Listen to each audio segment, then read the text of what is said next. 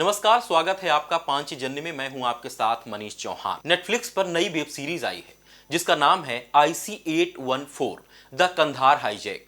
यह सीरीज साल 1999 में इंडियन एयरलाइंस की फ्लाइट IC-814 की हाईजैकिंग पर आधारित है। वेब सीरीज में रॉ और आईबी की भूमिका पर भी सवाल उठाए गए हैं। उस समय भारतीय खुफिया एजेंसी रॉ के चीफ रहे AS दुलत ने अपनी आत्मकथा ए लाइफ इन द शैडोज में IC-814 की हाईजैकिंग पर विस्तार से लिखा है।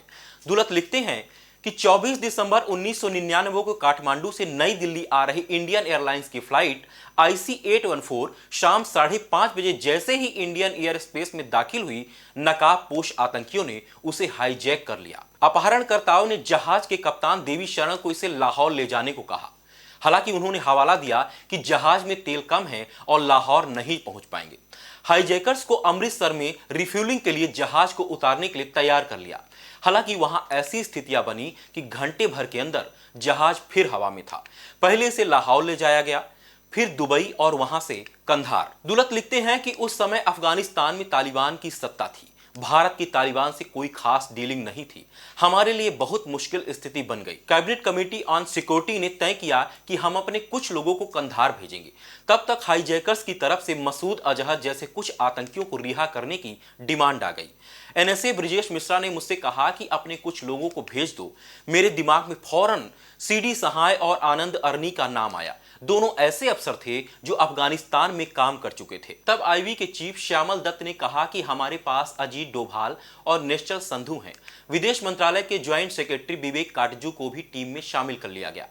पूर्व राज्य चीफ दुलत लिखते हैं कि जब प्रतिनिधि मंडल वहां पहुंचा तो अजीत डोभाल ने मुझे फोन किया। उन्होंने मुझसे कहा कि जल्दी फैसला करवाइए, यहां बहुत प्रेशर है, पता नहीं क्या हो सकता है। ये लोग कह रहे हैं कि अगर आप किसी नतीजे पर नहीं पहुंचते तो अपना जहाज लेकर यहां से जाइए। मेरे लिए यह भरोसा कर पाना बहुत कठिन था कि डोभाल जैसा आदमी हिम्मत हार गया।